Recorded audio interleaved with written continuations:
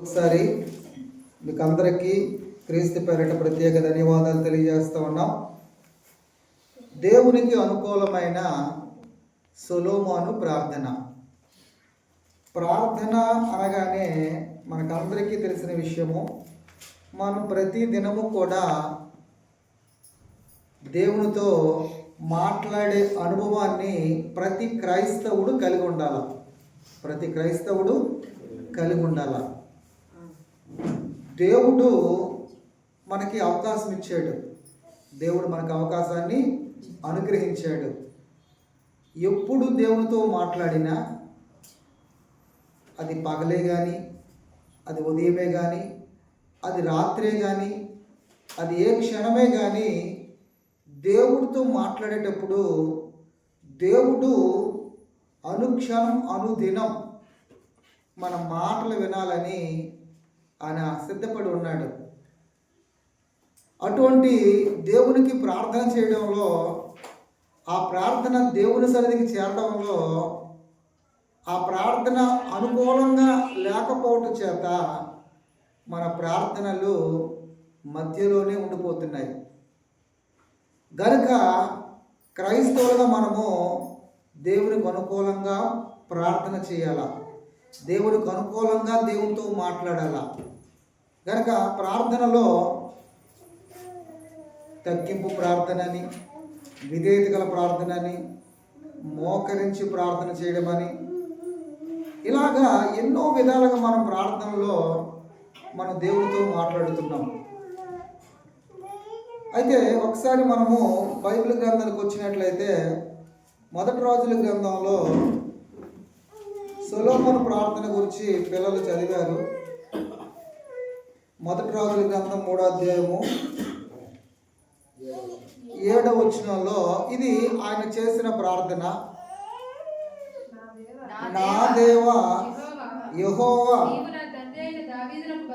నీవు నా తండ్రి అయిన దావీదునకు బదులుగా నీ దాసుడనైన నన్ను రాజుగా నియమించావు. ఇప్పుడు సొలొమోనుకి ఏమర్థమైందంటే, నా తండ్రి అయిన దావీదుకు బదులుగా నీ దాసుడంటే పనివాడు. అంటే దేవునికి మనందరం ఎలాంటి వారం అంటే పనివారం. మనం దేవుణ్ణి అలా అర్థం చేసుకోవాలి. మనకి ఎంత ఉన్నప్పటికీ ఏమండి, ఇప్పుడు సొలొమోనుకి దావీదు తన సంపాదనలో, తన అధికారాన్ని బట్టి సొలొమోను ఎంత గొప్పవాడు అనుకుంటున్నారు? చాలా గొప్పవాడు. కారణం ఏంటంటే తండ్రి గొప్పవాడు కనుక. తండ్రి బ్రతికిన కాలంలో మందిరం కొరకు, మందిర నిర్మాణం కొరకు సమస్తాన్ని సమకూర్చాడు. తన కష్టాన్నంతటినీ పెట్టాడు. చనిపోయిన తర్వాత కూడా దేవుడు మహిమపరచబడాలి, దేవుడు ఘనపరచబడాలి, దేవుని కార్యాలు జరగాలి. నేను లేకపోయినా అని ఆయన బ్రతుకున్నప్పుడే తన సంపాదన అంతటిని దాచిపెట్టాడు. తన కష్టాన్నంతటిని దాచిపెట్టిన వాడే దావీదు. ఎంత గొప్పడండి. ఉన్నప్పుడే దేవుని కొరకు మనం కష్టపడలేని పరిస్థితి, ఉన్నప్పుడే దేవుని కొరకు మన సంపాదన పెట్టలేని పరిస్థితి, ఉన్నప్పుడే దేవుణ్ణి మహిమపరచలేని పరిస్థితి. దావీదు విషయానికి వస్తే ఉన్నప్పుడు కనపరిచాడు, చనిపోయిన తర్వాత కూడా దేవుడు కనపరచబడాలని ఆలోచించిన గొప్ప వ్యక్తి దావీదు. ఎవరండి అలా ఆలోచన చేస్తున్నారు? అటువంటి దావీదు గర్భాన్ని అనేక మంది కుమారులు పుట్టారు, అనేక మంది పిల్లలు పుట్టారు. మనము రాజుల చరిత్రలో మాట్లాడుకున్నాం.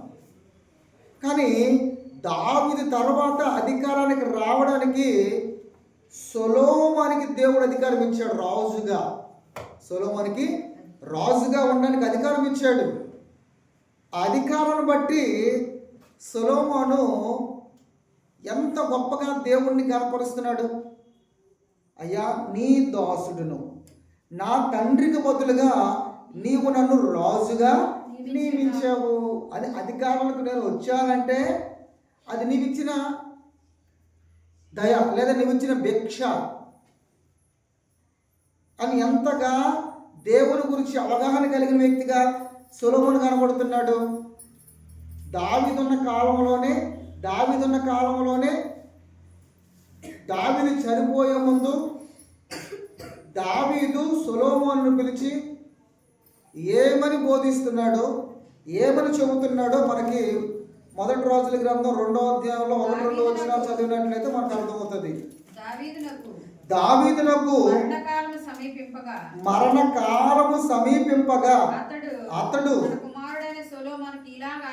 తన కుమారుడైన సొలొమోనుకి ఎలా ఆజ్ఞ ఇస్తున్నాడు? దావీదు ఎంత భక్తిపరుడు, చాలా భక్తిపరుడు, దేవునికి అనుకూలమైన వాడు, దేవుని చిత్తాన్ని జరిగించిన వాడు, నా ఇష్టానుసారుడు, నా ఉద్దేశాలు నెరవేర్చిన వాడని మంచి సాక్ష్యం పొందినవాడు దావీదు.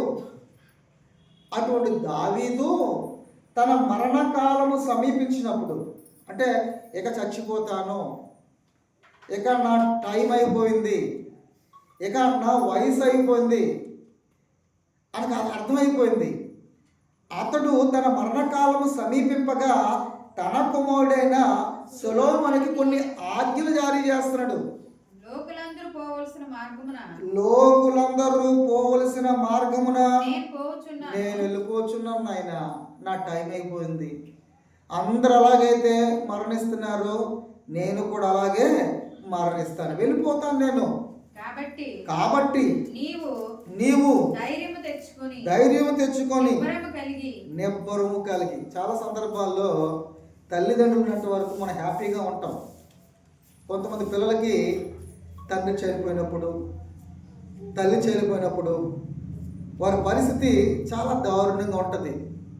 నిబ్బరం ఉండదు, ధైర్యం ఉండదు. ఎలా బ్రతకాలో, ఎలా జీవించాలో, ఏమి బ్రతుకు, ఏమిటి జీవితం, ఎందుకు ఈ జీవితం, నన్ను ఎవరు పోషిస్తారు, నాకు ఎవరు సహాయం చేస్తారు అని ధైర్యం లేని పరిస్థితి. అలాగే దావీదు తన మరణ దినము సమీపించినప్పుడు సొలొమోనుకి ధైర్యం చెబుతున్నాడు, నేను వెళ్ళిపోతున్నాను నాయన, లోకులందరూ వెళుతున్న మార్గంలో వెళ్ళిపోతున్నాను అయ్యా, కాబట్టి నువ్వు నిబ్బరముగా ఉండాలి, నువ్వు ధైర్యంగా ఉండాలి. నీకు ఆ నిబ్బరం ఎలా వస్తుంది, నీకు ఆ ధైర్యం ఎలా వస్తుంది అంటే అప్పుడు దానికి సమాధానం చెబుతున్నాడు. నీ దేవుడైన యెహోవా అప్పగించిన దానిని నువ్వు కాపాడి ఆయన మార్గములను అనుసరించిన ఎడల నీవు ఏ పని పూనుకునను ఎక్కడ తిరిగినను అన్నిటిలో వివేకముగా నడుచుకుంటావు. ఇప్పుడు ఏమంటున్నాడంటే, అంటే దావీదుకి తెలుసా, నా తదనంతరము నీవే, దేవుడు నీకు అప్పగిస్తున్నాడు రాజ్యాన్ని, నీవే రాజు అవుతావు. చాలా సందర్భాల్లో దావీదు తర్వాత అధికారం రావడానికి ఒక కుమారుడు వచ్చాడు, అది మనకి అక్కడ కనబడుతుంది. ఆ తర్వాత నేనే రాజునని అనుకుంటాడు అదోనియా, కానీ అవకాశం లేని పరిస్థితి. ఆ సందర్భంలో ప్రవక్త వస్తాడు. ఆ ప్రవక్త వచ్చి బత్షెబతో మాట్లాడతాడు, ఇదిగో నీ కుమారుడిని రాజుగా చేస్తానని దావీదు అన్నాడు కదా, నువ్వు వెళ్ళి దావీదుతో మనం చేయి అని ప్రేరేపించడం, ఇదంతా మనకి మొదటి అధ్యాయంలో కనబడుతుంది. అంటే ముందు మాట ఇచ్చాడు. ఎవరు మాట ఇచ్చారు? దావీదు బత్షెబతో ఒడంబడిక మాట ఇచ్చాడు. నా తదనంతరం సొలొమోనే సింహాసనం మీదకి, అధికారానికి ఆయనే వస్తాడు అన్నది దావీదు యొక్క ఉద్దేశం. అలాగే సొలొమోను అధికారానికి వస్తాడన్న విషయాన్ని గుర్తెరిగిన దావీదు అంటున్నాడు, అది ఎంత కష్టమా పరిపాలన. ఇజ్రాయెల్ ప్రజలు అంటే ఎలాంటి వారంటే లోబడనలని ప్రజలు, వినని ప్రజలు, తిరుగుబాటు చేసే ప్రజలు. అందుకే యెషయా గ్రంథంలో 1వ అధ్యాయంలో 15వ వచనంలో రాయబడిన మాట ఏంటంటే ఒకసారి చూద్దాం. యెషయా గ్రంథము 1వ అధ్యాయము 15వ వచనం, మీరు మీ చేతులు చాపినప్పుడు మిమ్మల్ని చూడక నా కన్నులు కప్పుకుంటాను. మీరు బహుగా ప్రార్థన చేసినను నేను వినను. మీ చేతులు రక్తంతో నిండి ఉన్నవి, మీరు కడుక్కోండి, శుద్ధి చేసుకోండి, అవన్నీ విడిచిపెట్టండి దుష్క్రియలు. అంటే అలాంటి భయంకరమైన ప్రజలు, ఇజ్రాయేల్ ప్రజలు మోషే మీద అనేక సందర్భాల్లో సొనుక్కున్న ప్రజలు. అలాంటిది ఇజ్రాయేల్ ప్రజలందరికీ ఒక రాజుగా ఉండాలి అంటే, పరిపాలన చేయాలంటే చాలా కష్టం. అటువంటి పరిస్థితుల్లో దావీదు నిలదొక్కున్నాడు. 40 సంవత్సరాలు పరిపాలన చేశాడు. కుమారుడితో చెబుతున్నాడు, ఏమని చెబుతున్నాడంటే, ఇదిగో నీవు ఏ పని చేసినా, ఎక్కడికి వెళ్ళినా అన్నింటిలో నువ్వు వివేకంగా నడుచుకుందావు. మోషే ధర్మశాస్త్రంలో వ్రాయబడి ఉన్న దేవుడి కట్టలను, ఆయన నియమించిన ధర్మమంతటిని, ఆయన న్యాయవిధులను, శాసనములను గైకొనాలి. దేవుని ఆజ్ఞలు గైకొనాలి, ఆయన శాసనాలు గైకొనాలి, ఆయన విధులు గైకొనాలి, ఆయన కట్టడలు గైకొనాలి, ధర్మాన్ని అంతటిని నువ్వు పాటించాలి. అలాంటప్పుడు నువ్వు ఎక్కడికి వెళ్ళినా నువ్వు వివేకంగా ఉంటావు. అంటే నువ్వు దేవునికి లోబడతావు, ప్రజల్ని చక్కగా పరిపాలన చేస్తావు, న్యాయంగా పరిపాలన చేస్తావు, జ్ఞానంతో పరిపాలన చేస్తావు. దేవునికి తోడుగా ఉంటాడు. ధర్మశాస్త్రం ప్రకారంగా ఆజ్ఞలు, కట్టడలు, విధులను గైకొనాలి అని తండ్రి చెప్పాడు. అవి మనస్సులో ఉన్నాయా? సొలొమోనుకి ఉన్నాయన్నట్టే మనకు అర్థమవుతుంది. దావీదు చనిపోయాడు. చనిపోయిన తర్వాత సింహాసనం మీదకి సొలొమోను వచ్చాడు. వచ్చినప్పుడు 1000 దహన బలులు అక్కడ మనకి మొదటి రోజుల గ్రంథంలో 3వ అధ్యాయంలో 4 నుండి 7 వచనం మనం చదివినట్లయితే 1000 దహన బలులు దేవునికి అర్పించాడు. అలా అర్పించినప్పుడు దేవుడు ఆ స్వప్నంలో, ఆ కలలో ఏమండి కనబడి ప్రత్యక్షమై సొలొమోనుకి ఒక ఆఫర్ ఇస్తున్నాడు. నేను నీకు ఏది ఇవ్వాలో దానిని అడుగు అని దేవుడు అతనితో సెలవిచ్చాడు. ఏమండి, దేవుడు ఆ స్వప్నంలో, ఆ రాత్రికాల సమయంలో దేవుడు సొలొమోనుతో చెబుతున్నాడు, నీకు ఏది కావాలో, నువ్వు అధికారంలోకి వచ్చావు, నువ్వు రాజుగా ఉన్నావు, నీకేది కావాలో నువ్వు కోరుకో అని అంటే, అప్పుడు సొలొమోను ఇలాగ మనం చేశాడు, నీ దాసుడును నా తండ్రి అయిన దావీదు నీ దృష్టికి అనుకూలంగా సత్యమును నీతిని అనుసరించి యథార్థంగా మనసు గలవాడే ప్రవర్తించిన కనుక నీవు అతని ఏళ్ళ పరిపూర్ణ కటాక్షం అగుపరిచి ఈ దినమున ఉన్నట్లుగా అతని సింహాసనం మీద అతని కుమారుని కూర్చుండబెట్టి అతని యందు మహాకృప చూపావు. అంటే తండ్రి దినాలని జ్ఞాపకం చేసుకుంటున్నాడు సొలొమోను. నా తండ్రి దినాల్లో నా తండ్రి నీకు అనుకూలంగా బ్రతికాడు, తనకు అనుకూలంగా బ్రతకలేదు.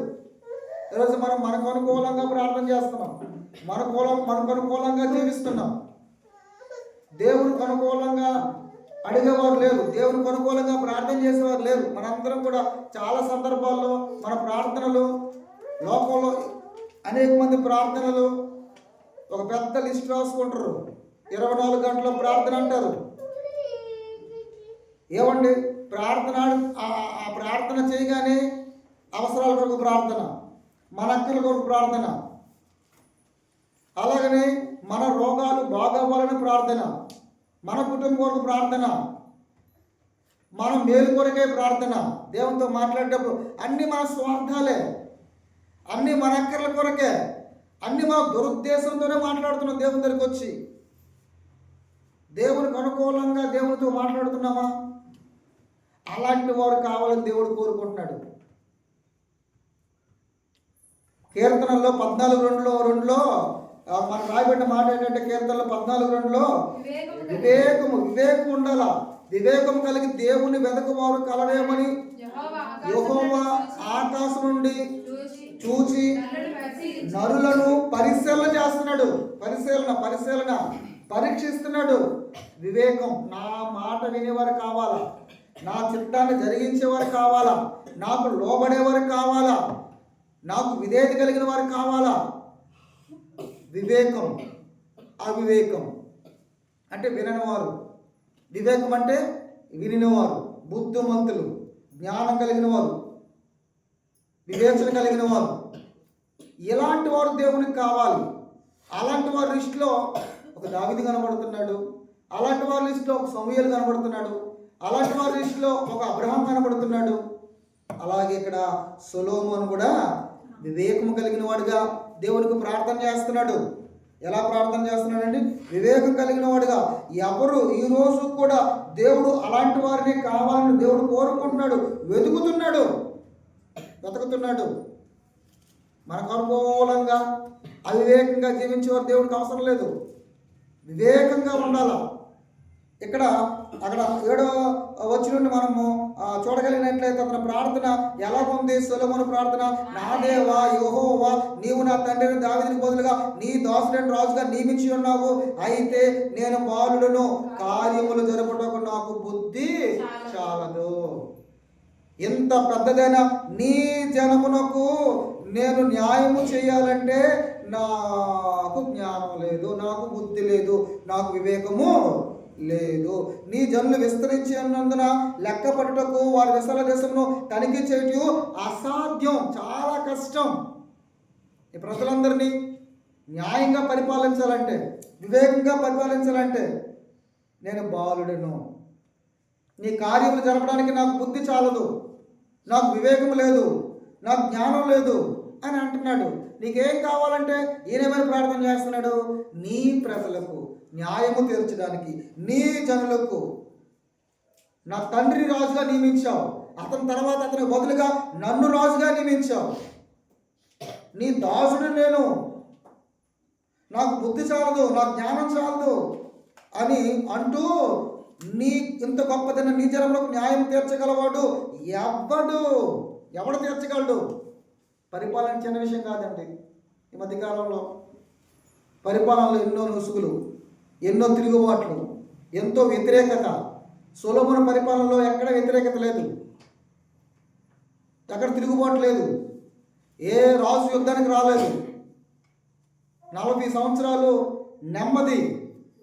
అంటే ఎంత చక్కగా పరిపాలన చేసి ఉండాలి, ఎంత జ్ఞానం కలిగి, ఎంత వివేకం కలిగి, ఎంత బుద్ధిగా, ఎంత చక్కగా పరిపాలన చేసి ఉండాలి సొలొమోను అంటే చేశాడు. దానికి కారణం తన ప్రార్థన దేవునికి అనుకూలంగా ఉంది. దేవునికి అనుకూలమైన సొలొమోను ప్రార్థన. తనకు అనుకూలంగా శత్రువులు ప్రాణాన్ని అడగలేదు, లేదంటే ఐశ్వర్యాన్ని అడగలేదు, లేదా ఘనతను కూడా అడగలేదు. నాకు పేరు ప్రఖ్యాతులు కావాలి, నాకు దీర్ఘాయువు కావాలి. కోరికలు అంటే ఏంటంటే ఈ భూమి మీద చక్కగా ఆరోగ్యంగా ఎక్కువ కాలం బ్రతకాలంటే ఆ జీవితం చాలా గొప్పది కదండి. ఎవరైనా అదే కోరుకుంటారు. డబ్బు లేదే జీవితం లేదు. అలాంటిది డబ్బు కావాలని కోరుకున్న వారు ఉన్నారు. అలాగే శత్రువులు ప్రాణం. ఏ రాజ్యాన్ని జయిస్తే ఆ రాజే గొప్పవాడవుతాడు. అలా కూడా అడగలేదు దేవుణ్ణి. ఎంత చక్కగా దేవునికి అనుకూలమైన ప్రార్థన సొలొమోను చేశాడు అన్నది మనకి ఇక్కడ అర్థమవుతుంది. కనుక ఇక్కడ చెబుతున్న మాట ఏంటంటే, న్యాయం తీర్చిన నీ దాసుడే నాకు వివేకము గల హృదయాన్ని దయచేయి అన్నాడు. వివేకము గల హృదయాన్ని నాకు దయచేయము అని ప్రార్థన చేయగానే అప్పుడు దేవుడు ఏమంటున్నాడు? సొలొమోను చేసిన ఈ మనవి ప్రభువునకు అనుకూలమాయను. ఆ ప్రార్థన దేవునికి ఎలా ఉందట? అనుకూలంగా ఉంది. మన ప్రార్థన ఎన్ని సందర్భాల్లో, ఎన్ని సంవత్సరాలు బట్టి మన ప్రార్థన చేస్తున్నాం? మన సమాధానం వస్తుందా? మనం దేని గురించి ప్రార్థన చేస్తున్నాం? మనం ఎలా ప్రార్థన చేస్తున్నాం? మాట్లాడితే చాలా జాగ్రత్తగా దేవునికి అనుకూలంగా ప్రార్థనల గురించి ఎన్నో సందర్భాల్లో మాట్లాడుకున్నాం.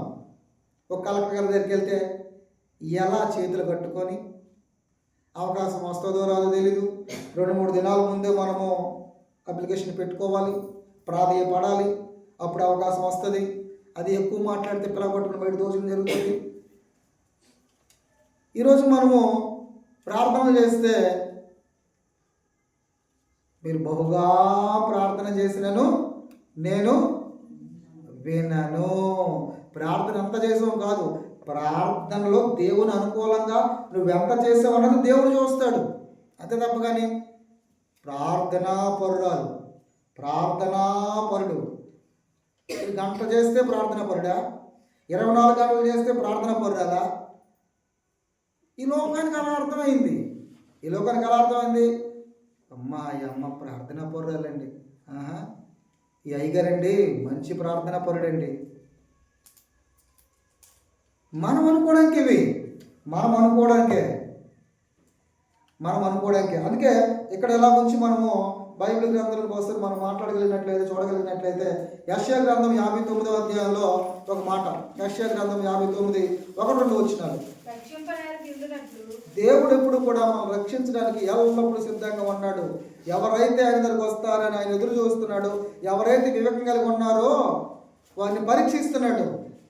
రక్షింపనారక ఉన్నట్లు యెహోవా హస్తం అనేది కురచకాలు. ఆయన చెయ్యేది చిన్నది కాదండి. ప్రపంచంలో ఎంతమంది ఉన్నారో ఎంతమందినైనా ఆయన రక్షించగల సమర్థుడు. ఎంతమంది ప్రార్థన చేసినా అందరి ప్రార్థనలు ఆయన ఆలకిస్తాడు. అది ఆయనకున్న బలం, అది ఆయనకున్నటువంటి ఔన్నత్యం. రక్షింపనారకు ఉన్నట్లు యెహోవా హస్తం కురచకాలదు, విననేరకు ఉన్నట్లు ఆయన చెవులు మందం కాలేదు. చెవిటుడేం కాదు ఆయన. గట్టిగా చేసి రేగిరి ప్రార్థన చేసి ఆలకిస్తాడని. ఇంకా గట్టిగా చేయండి. ఆయన గట్టిగా చేస్తే ఆలకిస్తాడు, మనసులో చేస్తే ఆలకించడు, నోట్లో మెదుపుకుంటే ఆలకించడు కాదు. అక్కడ మనసులో మనం అనుకున్న ఆయనకి వెళ్ళిపోద్ది. ఇంకో దగ్గర ఏముంటుంది? నీ హృదయంలో నుండి నీ మాట నీ నాలుక మీద బయటికి రాకమునిపే అది నాకు పూర్తిగా తెలిసే ఉన్నది అని తెలిసిపోద్ది. అది నువ్వు గట్టిగా చేసావు, రేగులు ఎగిరిపోవడం చేసావు, అది కాదు ఆయనకు కావాల్సింది. ఆయనకు అనుకూలంగా నువ్వు ప్రార్థన చేయాలి. ఇక్కడ అంటున్నాడు ఆయన మనలాగా అమ్మ గట్టిగా చేయమ్మా, బాబు గట్టిగా చేయను, ఆయన నాకు వినపడలేదు అంటే మన చెవిటోళ్ళు. ఆయనకేం చెవుడు గట్లేదు, ఆయన వింటాడు ఎలా చేసినా. కాకపోతే నీ దోషములు మీకును మీ దేవునికి అడ్డంగా వచ్చాయి.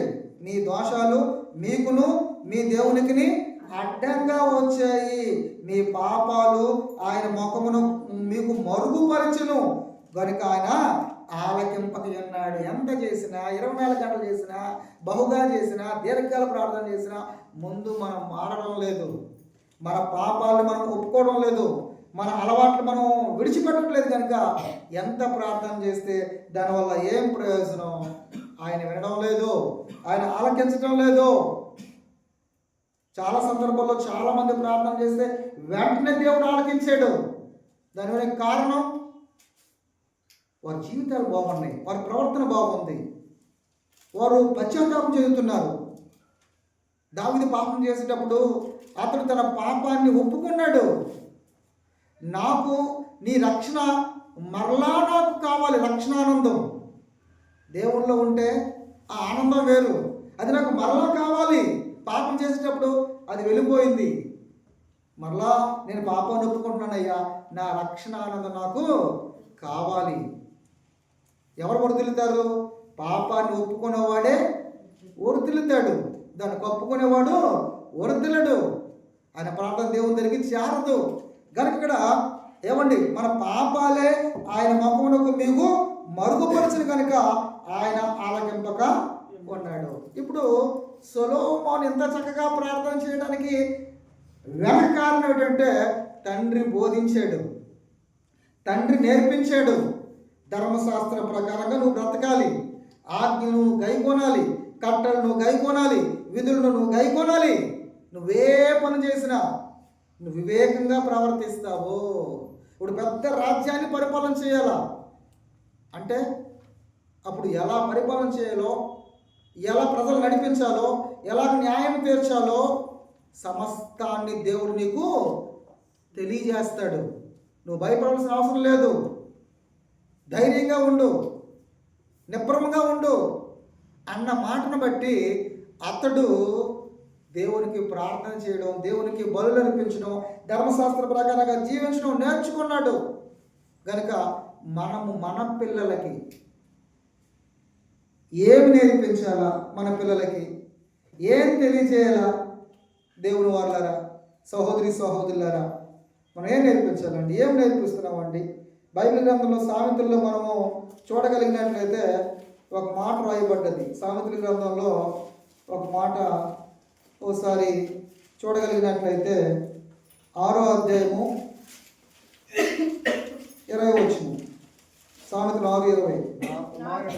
నా కుమారుడా, నీ తండ్రి ఆజ్ఞను గైకొనుము, నీ తల్లి ఉపదేశమును త్రోసివేయకము. నా కుమారుడా, నీ తండ్రి ఆజ్ఞను గైకొనుము. పిల్లలు, తల్లిదండ్రులు మన మంచి కొరకే, పిల్లలు బాగో కొరకే ఆజ్ఞలు జారీ చేస్తారు. బాబు అటు తిరగరా, నేను రోడ్డుకి వెళ్ళగరా, బాబు అంత తిరగరా. ఇవన్నీ ఆజ్ఞలు. బాబు దేవుని దగ్గరికి రా, వెళ్దాం, లేదా ఆ యవనస్తుల గుడికి వెళ్ళు, లేదా ఆ మీటింగ్కి వెళ్ళు, లేదా ప్రార్థన గుడికి వెళ్ళు, లేదా నాతో రా. ఇలా తండ్రులు లేదా తల్లులు బోధ చేస్తారు, ఆజ్ఞలను జారీ చేస్తారు. అది త్రోసివేయకూడదు. చాలామంది పిల్లలకి ఎవరు అన్నది కనబడతారంటే తల్లిదండ్రులే కనబడతారు. పిల్లలు మీరు చూడండి, ఊర్లో లేదా సమాజంలో ఎవరు చెప్పినా వింటారేమో కానీ తల్లిదండ్రుల మాట మాత్రము వినరు. అంత దారుణంగా ఈరోజు ప్రపంచం ఉంది కనుక త్రోసివేయకూడదు. అలాగని సొలొమోను దావీదు మాట విన్నాడంటే చనిపోయే ముందు చెబుతున్నాడు మంచి బోధ, చాలా ఆజ్ఞలు చెబుతున్నాడు, చాలా కట్టలు బోధిస్తున్నాడు. అవి తనకి ఉన్నాయా? గుర్తు ఉన్నాయి. ప్రార్థన చేసేటప్పుడు, దహన బలులు అర్పించేటప్పుడు చక్కగా దేవునికి దహన బలులు అర్పించడం, చక్కగా దేవునితో మాట్లాడడం ఆయన మధ్యలో ఉన్నాయి. కనుక మంచిగా మనం మన పిల్లలకి మనము నడిచి మన పిల్లలకు నేర్పిస్తే వాటి ప్రకారంగా వాళ్ళు భవిష్యత్తులో మనం ఉన్నా లేకపోయినా వారు బ్రతకగలరు. వారి యవన జీవితం పాడైపోదు. సొలొమోను మహాజ్ఞానాన్ని సంపాదించుకున్నాడు. సొలొమోను ఘనత వచ్చింది. సొలొమోను ప్రపంచంలో గొప్ప ఐశ్వర్యవంతుడిగా, పేరు ప్రఖ్యాతులు కలిగిన వాడుగా ముందుకు వెళ్ళాడంటే తండ్రి మాట విన్నాడు, తండ్రి బోధన విన్నాడు, తండ్రి ఆజ్ఞలు గైకొన్నాడు, వాటిని పాటించాడు. ధర్మశాస్త్రం ప్రకారంగా వెళ్ళాలి. నేను అలా నడిచాను, నేను అలా భక్తి చేశాను, నువ్వు అలాగే బ్రతకాలని ఆయన చనిపోయే ముందు దావీదు సొలొమోనుకి చెబుతున్నాడు. మనం ఏం చెబుతాం? మన పిల్లలకి చనిపోయే ముందు ఏం చెప్తాం? లోకంలో ఉన్నదంతటి విషయాల గురించి, అక్కడ 1 ఎకరా ఉంది, బ్యాంకులో 10 ఎకరాలు 10 లక్షలు ఉన్నాయి, లేకపోతే అక్కడికి అప్పించిన 1 లక్ష రూపాయలు, ఇవన్నీ కలెక్ట్ చేసుకొని బాబు నువ్వు హ్యాపీగా బ్రతుకురా బాబు అని చెప్తాం. అతను ఏమీ చెప్పకుండా ధర్మశాస్త్రం, దేవుని మాటలు, దేవుని దగ్గర వివేకంగా ప్రవర్తించాలి. వివేకంగా అంటే దేవుని మాట ఎప్పుడు కూడా నువ్వు దాటిపోకూడదు. అయితే సొలొమోను ఆత్మీయంగా మొదట్లో ఎదిగాడు, చక్కగా బలులు అర్పించాడు, చక్కగా ప్రార్థనలు చేశాడు. ఆ ప్రార్థన దేవునికి అనుకూలంగా ఉంది. ఎప్పుడు అంటున్న మాట 11వ వచనంలో దేవుడు అతనికి ఎలా సెలవిచ్చును, దీర్ఘాయునేను ఐశ్వర్యమేనను నీ శత్రువుల ప్రాణం నేను అడుగక. అంటే ఈరోజు మనుషులు అడిగేది ఏంటంటే దీర్ఘాయుని అడుగుతారు, ఐశ్వర్యం అడుగుతారు, శత్రువుల ప్రాణం అడుగుతారు. ఎందుకంటే రాజు అడిగేది అదే. రాజుకు దగ్గర ఉండేది ఏంటంటే ఐశ్వర్యం ఉండాలా, దీర్ఘాయు ఉండాలా, అలాగనే శత్రువుల ప్రాణాన్ని అడగాల. నువ్వు న్యాయమును గ్రహించుటకు వివేకం అనుగ్రహించమని నువ్వు అడిగావు. న్యాయమును అనుగ్రహించుటకు నువ్వు వివేకం అడిగావు, అది నీకు ఇచ్చుచున్నాను. వివేకము గల హృదయాన్ని నీకు ఇస్తున్నాను. పూర్వీకులలో నీ వంటి వాడు ఒకడు కూడా లేడు, ఇక మీదట నీ వంటి వాడు ఒకడు కూడా ఉండడు. ఎంత గొప్పగా దేవుడు సొలొమోను గురించి ఎంత మంచి సాక్ష్యాన్ని చెబుతున్నాడు.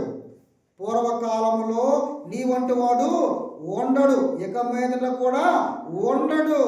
ఎందుకు అనంటే నీవు నాకు అనుకూలంగా మాట్లాడుతున్నావు, నీవు నాకు అనుకూలంగా ప్రార్థన చేస్తున్నావు. నా ప్రజలందరూ న్యాయంగా బ్రతకాలి, మంచిగా నేను పరిపాలన చేయాలి, దానికి కావలసిన వివేకము జ్ఞానాన్ని అడుగుతున్నావు. నువ్వు చాలా గొప్పడు, శభాష్ నువ్వు చాలా గొప్పడు అని దేవుడు ఐసైపోతున్నాడు.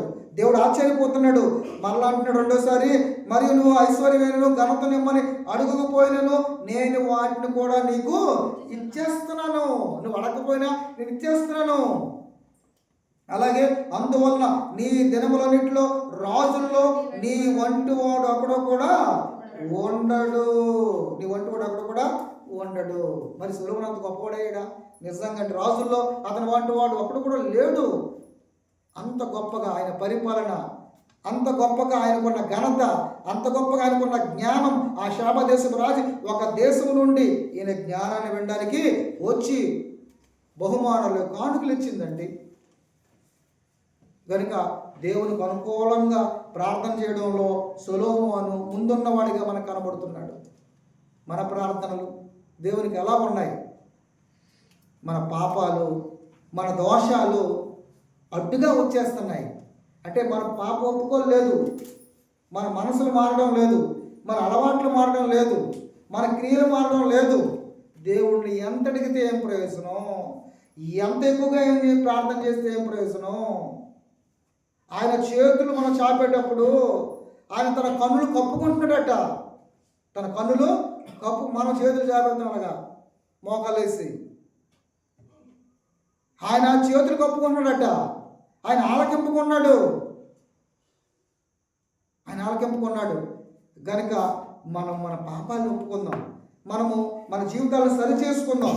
దేవునికి అనుకూలమైన కార్యక్రమాలు చేసేటట్టు మనం తీర్మానం చేసుకుని దేవుని అడుగుదాం.